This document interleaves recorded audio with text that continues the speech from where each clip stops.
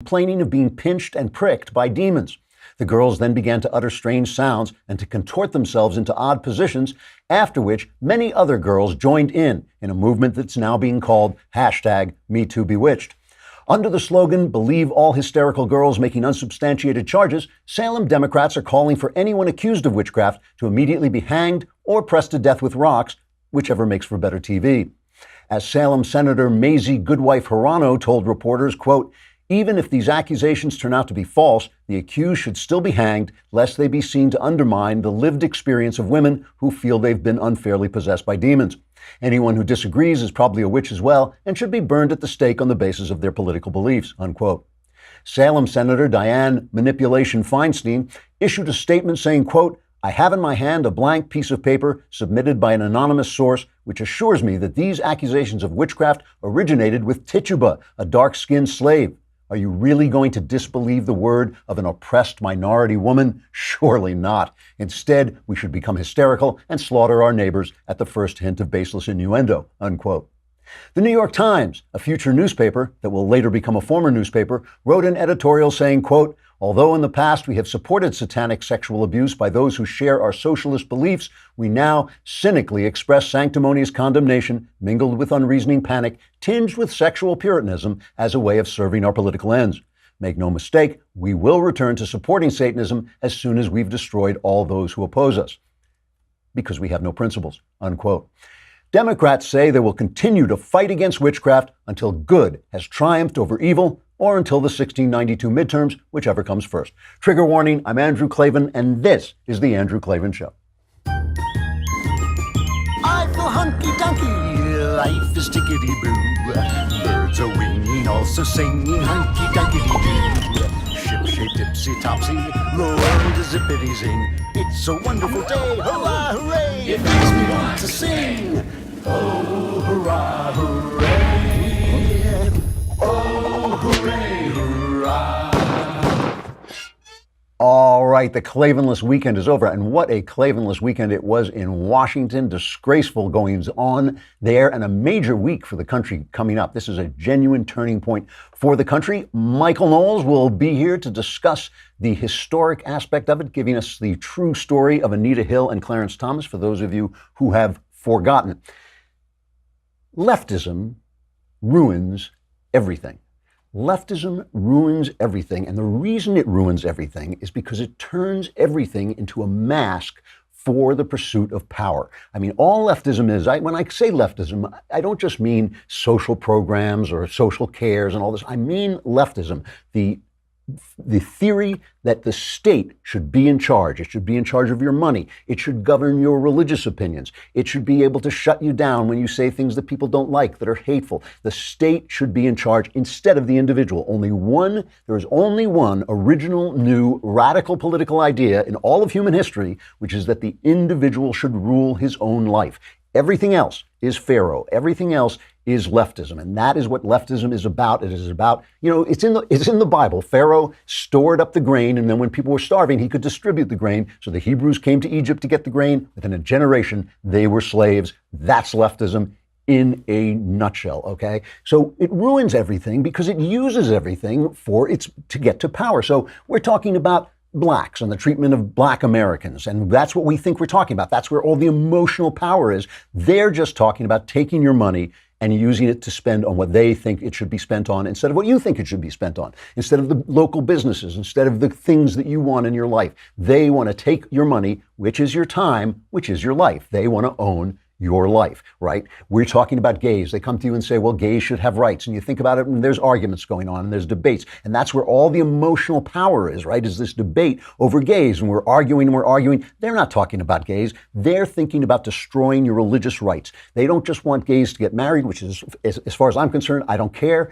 But they want to be able to come into your little business and say, if you do not betray your religious beliefs and serve us, we will shut you down. That's what it's all about. It's always really about the power. So we're honest people. Americans are honest people. They want to debate the issues. They want to talk about the issues. But it's always, always about the power, because leftism ruins everything. It infests everything. And, climate change, another perfect example. I was talking to a liberal the other day, and he said, I would be a conservative if you guys would stop denying climate change. And I said, it's not about denying climate change. It's about denying government power, denying the efficacy of government power to address climate change. What the left is really talking about when they scream the world is ending, it's climate change, what they're really talking about is giving government power over our energy supplies, which experts agree is not going to have any kind of effect on climate change whatsoever, right? If they were talking about something different, we'd be talking about technology, we'd be talking about ways that we could deal with the pollution that we create and the heat that maybe that creates.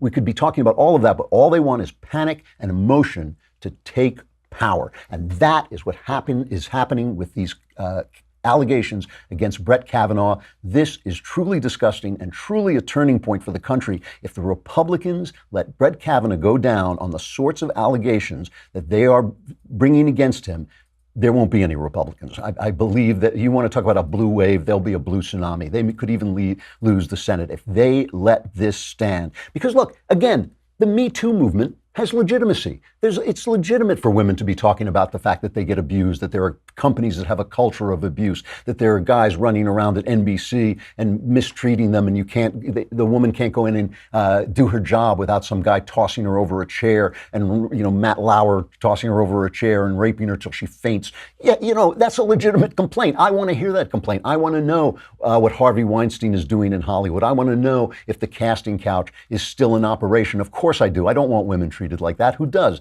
That's not the point. They are using Me Too. They are delegitimizing Me Too. They are ruining Me Too to get Brett Kavanaugh because they do not want an originalist judge on the court who will strip them of their power to make law from the court. That's all it's about. They ruin everything. They are, the women who are earnestly pushing the Me Too movement are just being used now, and they'll be thrown away. Same as, remember Cindy Sheehan? She was the mother who had lost a child in the War on Terror, and she started protesting Bush, and she could bring 10 people. It didn't matter. Every news agency was covering her, and there was this big protest, and Maureen Dowd in the New York Times, oh my gosh, she has absolute moral authority because she lost a child. The minute Bush was gone, the minute she was against Obama's war, she was gone. She was gone. And the Me Too women are being used exactly the same. So right now, here's where we stand. The accuser of Brett Kavanaugh, Christine Blasey Ford,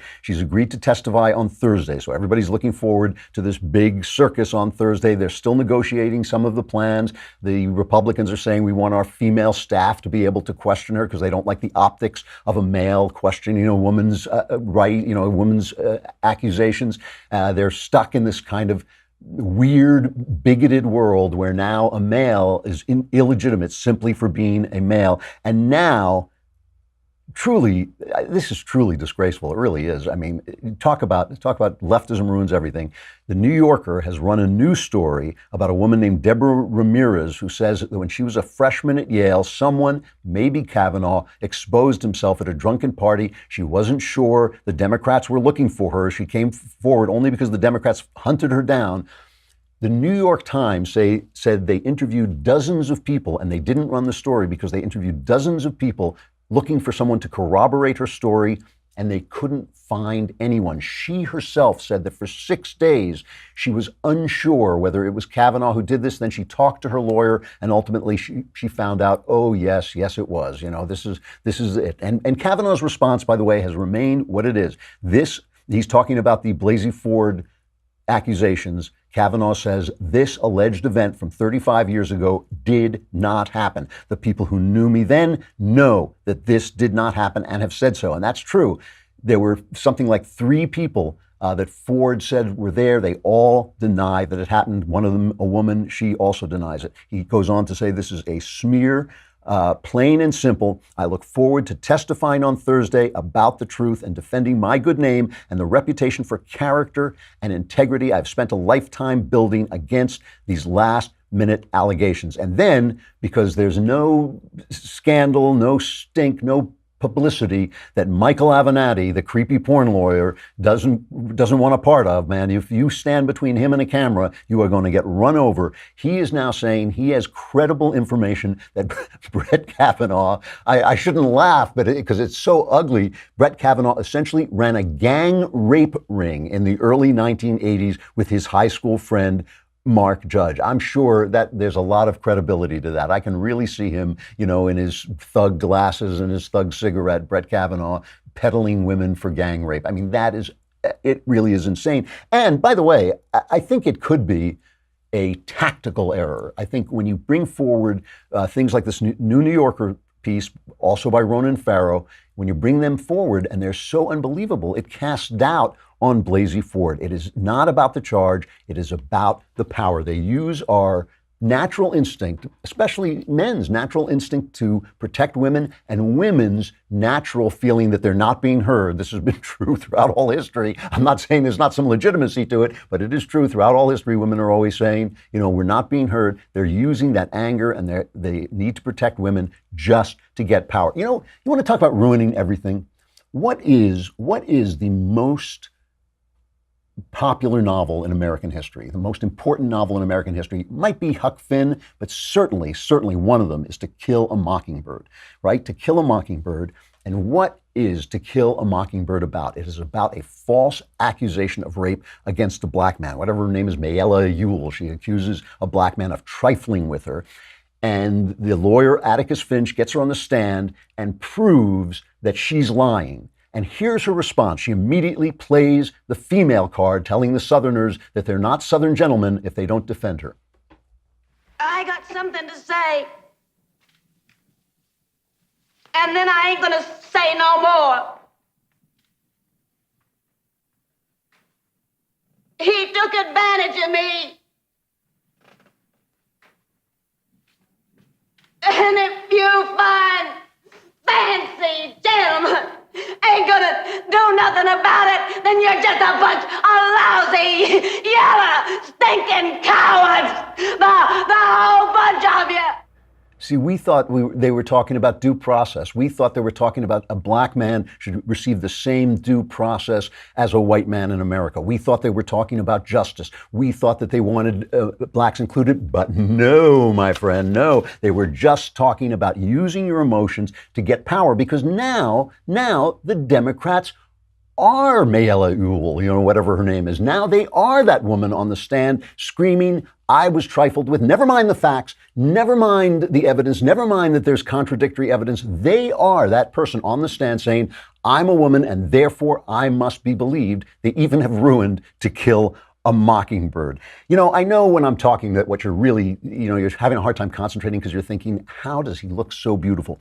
Genucel from Chamonix have these new products that help you. They draw the moisture out of your eyes. They soften your sunspots. I gave them to my wife, but it's so hard to tell whether they're working because she always looks so fantastic. So now I'm going to try them. I am trying them to see if I can reduce the bags under my eyes. The sunspots, you're out all summer and you get those sunspots. If you go to Genucel.com or call 800-525-4980 for a limited time, you can get Chamonix microdermabrasion, yours free for the first time this year. Plus, if you order now, you receive free shipping. You can say goodbye to wrinkles, to dark spots, and sunspots today. Call 800-525-4980 or go to Genucel.com. That's Genucel.com. It's Genucel.com. This stuff is amazing. So now the Democrats are the people rushing to judgment. Let us look at all of them. They've just decided that this woman, Blasey Ford, is telling the truth. Let's play the montage, cut number 7. I believe Dr. Blasey Ford because she's telling the truth. And you know it by her story. That Kavanaugh denies being at the party to begin with and says his accuser might have mistaken him for someone else. What's your reaction to that?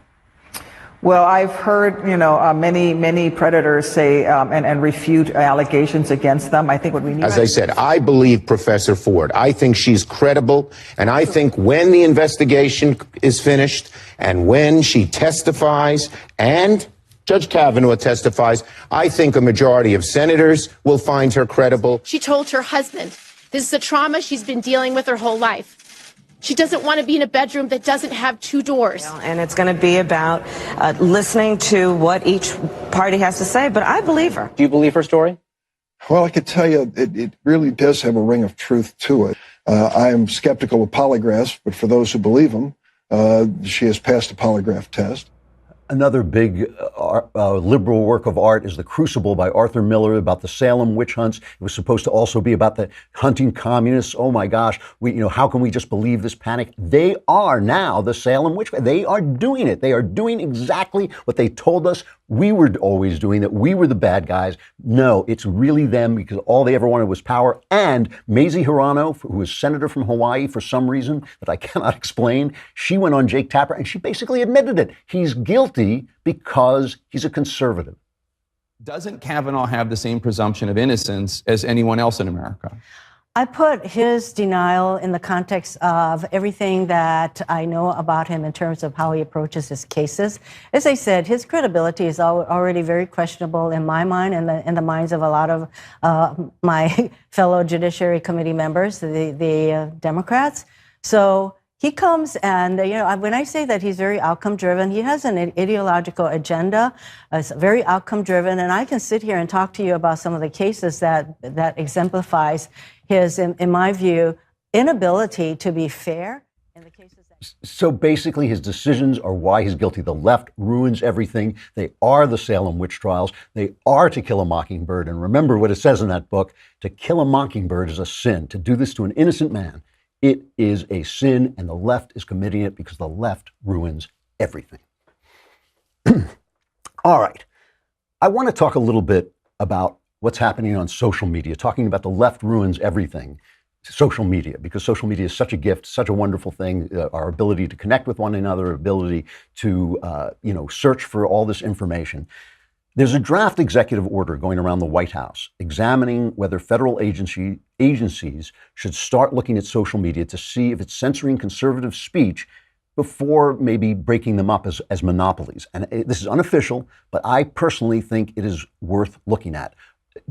A few days ago, James Woods, the actor, right? Great actor, but he became a big conservative voice on Twitter. He had something like 1 million followers, and he's very funny and he's very sharp, right? And he was locked out of his account because he put forward a completely satirical little joke where he played a satire of liberal men. He had a meme of liberal men saying, we're going to stay home for the midterms to make women's votes more powerful. And Woods said, it's not likely this is real, but things are so crazy now that it could be real. It could be real. And they locked him out. And they said, if you take that down, we'll let you back in. And Woods stood his ground and said, free speech is free speech. It's not Jack Dorsey's version of free speech, okay? Twitter, social media, Google, Facebook, these are platforms. They're not publishers. And, we've explained the difference before. A platform is just a place for people to share information. The phone company is a platform. If I'm talking to you on the phone and AT&T comes on and says, that Klavan, he has very conservative views. We're going to turn him off, and you'll be talking to a left-winger. Now that's what this is like. This is actual censorship. It is actually wrong, and they are actually violating the terms under which the government allows them to operate. They're allowed to operate as platforms, not publishers, because if they're publishers, they're responsible for the content, right? If you publish something that's slanderous, you can get sued. So if they're acting as publishers, they could be sued by every single person who has ever had anything false said about them on Google or on Twitter, which is all of us, right? We've all had stuff like that. So we could sue them for every time we've been slandered. But this is leftism writ large, right? Because they're surrounded. The whole theory of leftism is we are progress. We are going forward, so anyone who's against us is going backward. We are moral, so everyone against us is immoral, so you can shut them down. But if you watch them carefully, this is really part of who they are. There's a plan called Dragonfly, where Google has been testing a censored version of its search engine for the Chinese market. In other words, they want that good Chinese money, where they want those yuans or whatever they spend in China. And so they're going to go back into China, and they're going to have a search engine that censors people. So this changes their slogan. Remember, their slogan used to be don't be evil. Now their slogan is be evil, because this raises real questions, not just about leftism, but about globalism. Because remember how we who voted for Donald Trump were all such deplorable idiots because we didn't understand the wonders of globalism, how wonderful globalism was going to be. And yes, you were losing your job, but some poor person in another country was getting a job. So it was all the same, it was all fine. The people also understood or sensed, those deplorable fools out there in the middle of the country where no one wants to go, those deplorable fools also understood that globalism brings all kinds of cultures to an equal level, just like in the UN, where Saudi Arabia can be on the same Human Rights Commission as America, right? When you go global, all cultures become equal, right? And so for Google to go into China is just being global, man. It's just being global. So we don't censor things, so they do censor things. And since the left really does believe that certain ideas should be censored, like our ideas, it all makes perfect sense. It all makes perfect sense. This leftism it's like a poison in the brain. It really is, because it gives you this sense that you are on the right side of history, as Barack Obama used to say. You are moral. You are the antidote to racism. So anybody who opposes you must be racist, must be regressive, must be living in the past, must be immoral. And that idea has now gotten into social media. Instead of being a platform with all ideas, they have become the cutting edge of censorship. All right. So let us go back into history a little bit on this Kavanaugh thing, because one of the things that the left depends on is that we forget the way they have behaved in the past. And this is really one of their big tricks.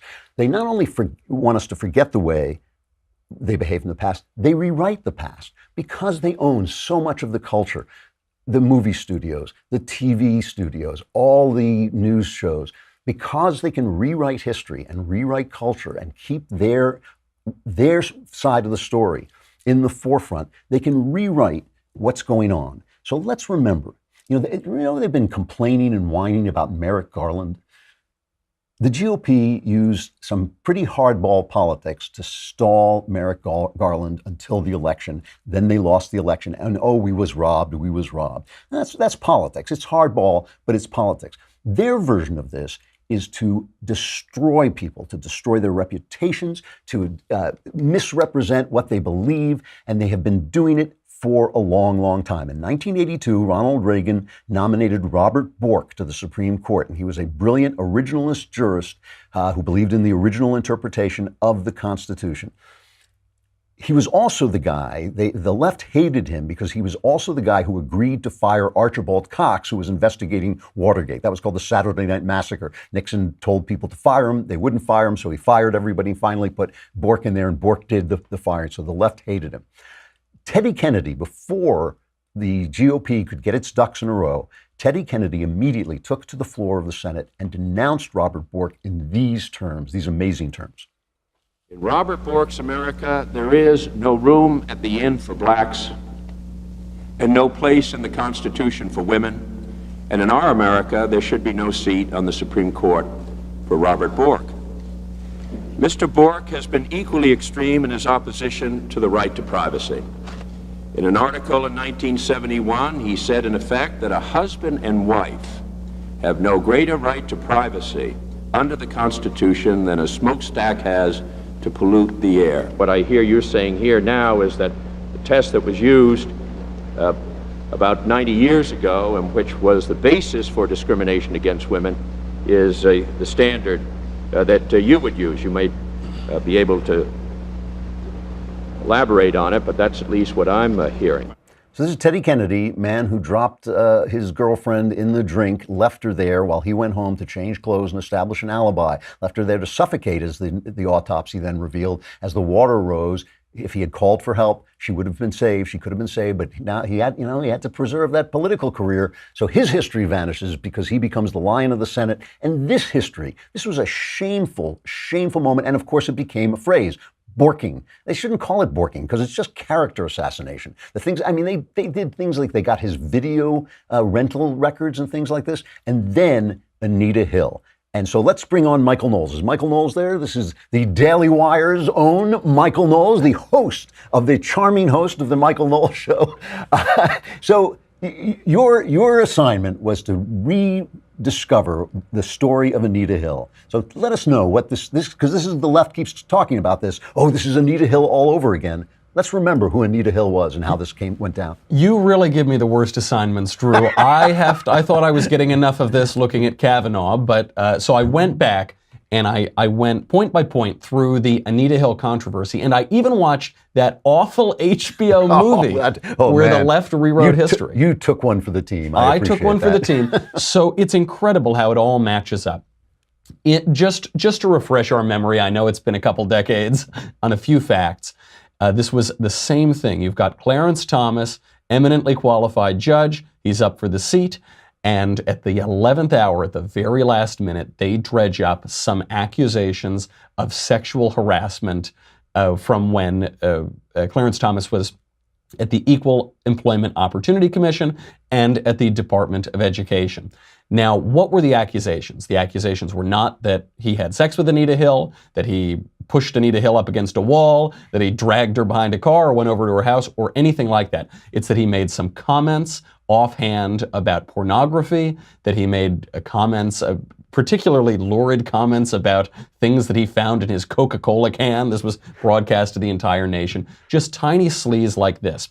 Now, one of the strange aspects of all of this is that Anita Hill followed Clarence Thomas from job to job, from the Equal Employment Opportunity Commission. She stuck with him. She stuck with the guy. And he never hampered her career in any way. Never hampered her career, actually promoted her, brought her along with him to his various assignments. This was over the course of years.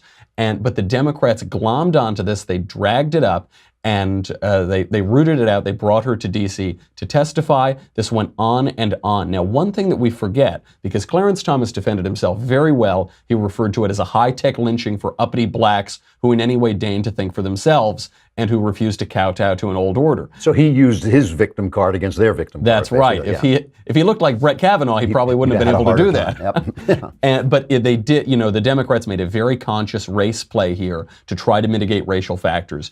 And one thing that was always left out of news reporting about this, and certainly out of the historical record, are all of the employees and colleagues of Justice Thomas, men, women, black, white, and everything in the middle, who attest to his character and say Anita Hill was never a victim. They were close with her. She never brought this up ever. Nancy Finch, who is a special assistant historian to Thomas at the EEOC, said, "There is no way," quote, "that Thomas did what Hill alleged. I know he did no such thing." Diane Holt, who was Thomas's personal secretary for 6 years, said, quote, "At no time did Professor Hill intimate, not even in the most subtle of ways, that Judge Thomas was asking her out or subjecting her to crude, abusive conversations that have been described, nor did I ever discern any discomfort when Professor Hill was in Judge Thomas's presence." And by the way, in the same way that the Republicans have this optics problem with white men, they had Teddy Kennedy was on the committee that was questioning her. Teddy Kennedy, was he not? It was incredible. He was on there with his dead woman in the car, and he's questioning Clarence Thomas about his sexual propriety. He's sitting there. You've got Joe Biden is chairing the committee.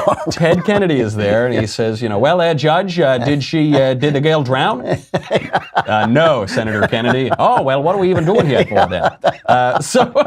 So you've got Kennedy up there, and it's amazing, by the way, what the movie does to this history. So in what really happened. Before you get to that for a minute, let me just say that these things can blow back on people, because Andrew Breitbart, obviously the guy who established the Breitbart site and a tremendous conservative warrior, this turned him into a conservative. This was when he said, wait a minute, I thought the left was for black people. I thought they were there to help black people. And that's when he realized it was all a charade just to get the power. And that was a wake-up call for him. And I think this is going to be a wake-up call for a lot of women.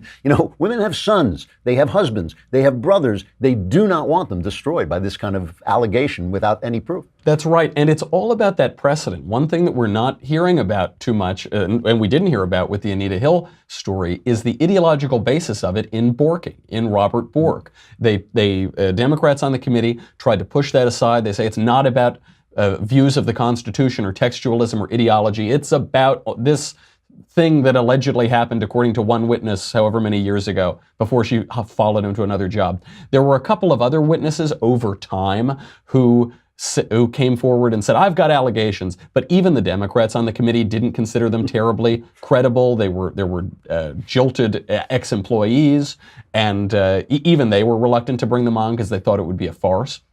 So they tried to drag it out. They tried to take as long as they possibly could. You're seeing that exactly happen here with Kavanaugh. Exact same strategy. That's it is right. The Anita Hill strategy. They're like at some point, hopefully, some woman will come out of the woodwork, and that's what they seem to have done with Ronan Farrow. But the way that Hollywood has twisted this is really remarkable, and we should pay close attention because we're watching it play out right now.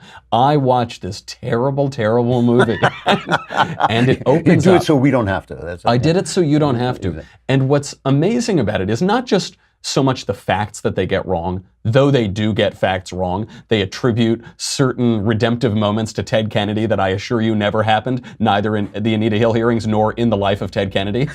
Other things are attributed to individuals that just didn't happen. Characters are made up out of whole cloth, of course. But what's incredible about it is the narrative that Anita Hill is this saint, that she's this martyr. They've made of her the hero of this story, when in fact she was a law professor who made some allegations that at the 11th hour that were refuted by so many other colleagues. Let me interrupt you for 1 second. I got to say goodbye to Facebook and YouTube. Come on over to thedailywire.com, where you can not only listen to the rest of the show, but while you're there, you can subscribe. It's a lousy $10 a month. For a lousy $100, you get the whole year. You get the Leftist Tears tumbler, which I'm hoping you're going to need by the end of this week. And you want to have that on hand. And you get to be in the mailbag. You get Ben, you get Michael, you get me. You can ask us all questions, and all our answers are just going to incredibly illuminate you. Come on over and subscribe. Most importantly, we want your money.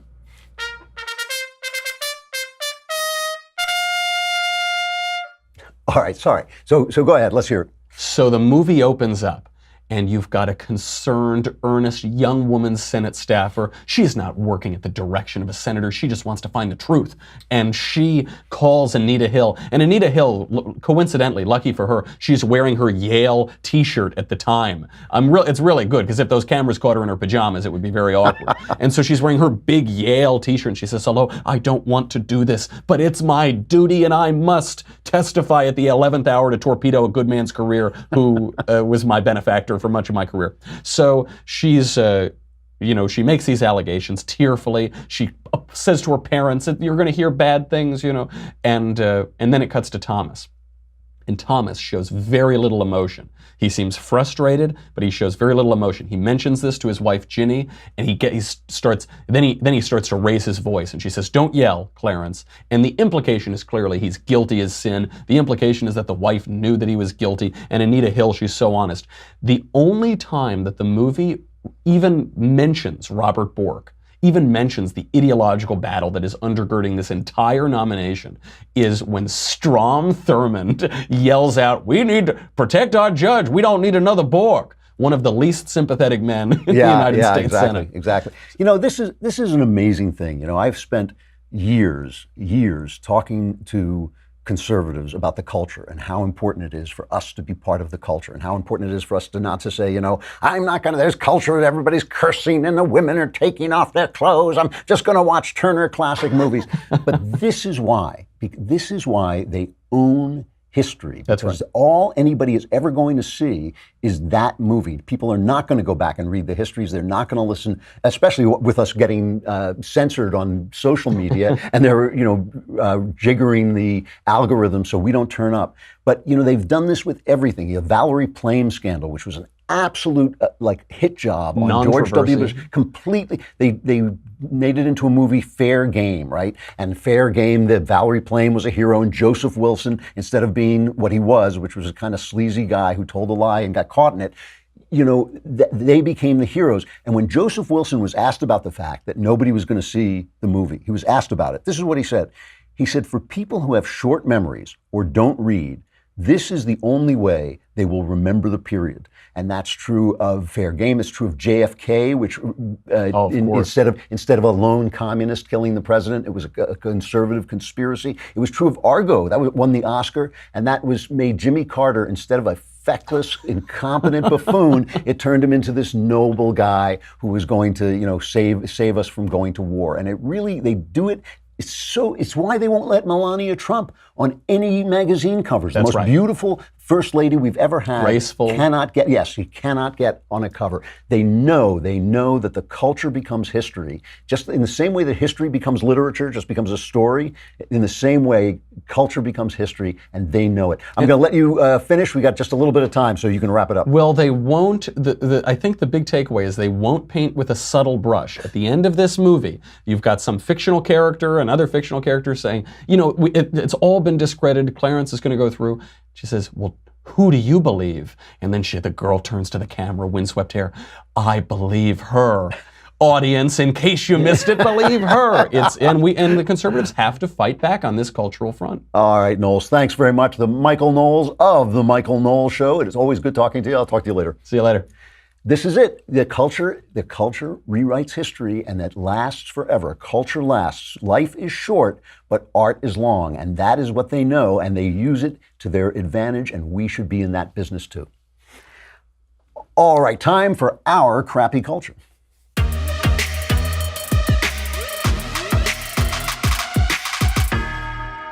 So I'm going to wax a little philosophical here about something in our culture that really bothers me and the way that we have conversations.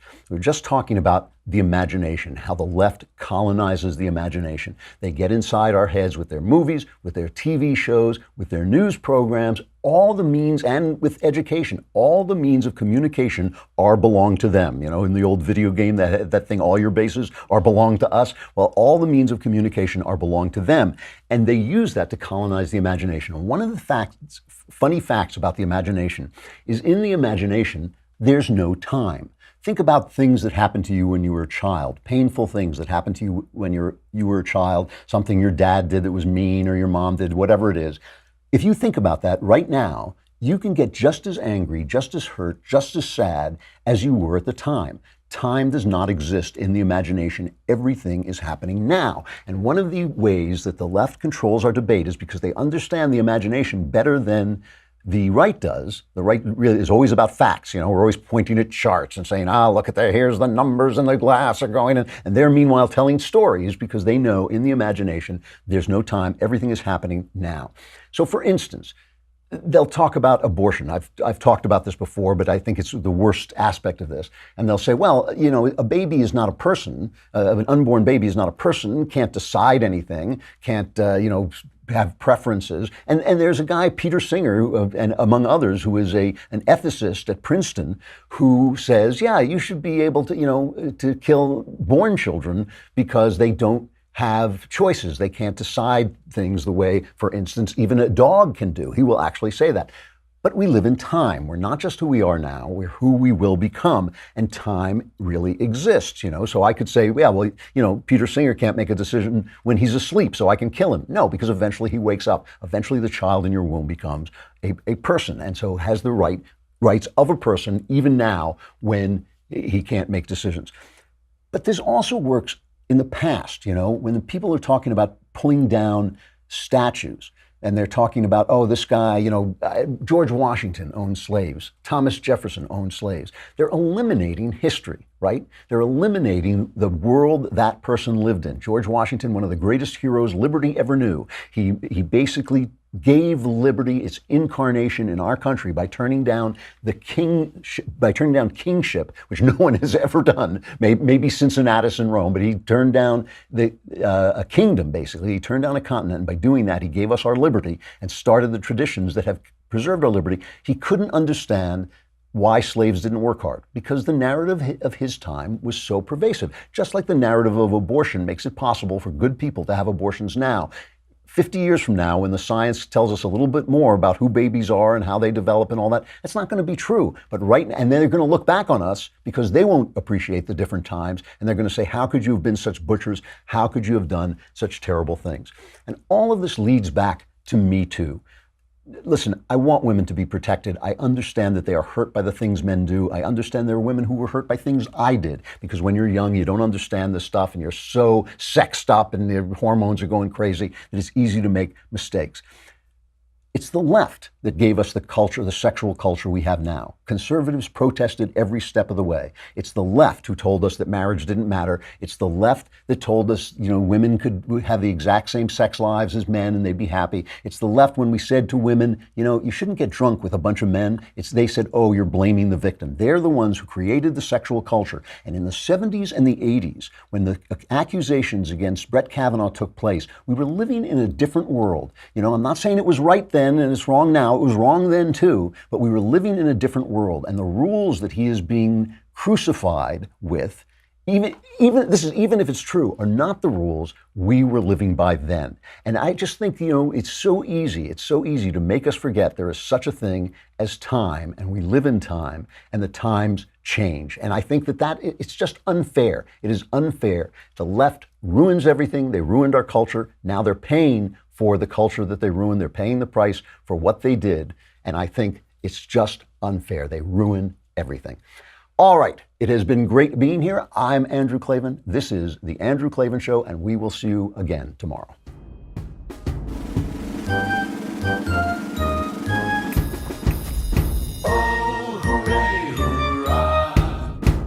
The Andrew Klavan Show is produced by Robert Sterling. Executive producer, Jeremy Boring. Senior producer, Jonathan Hay. Our supervising producer is Mathis Glover. Technical producer, Austin Stevens. Edited by Alex Zingaro. Audio is mixed by Mike Cormina. Hair and makeup is by Jesua Alvera. And our animations are by Cynthia Angulo and Jacob Jackson. The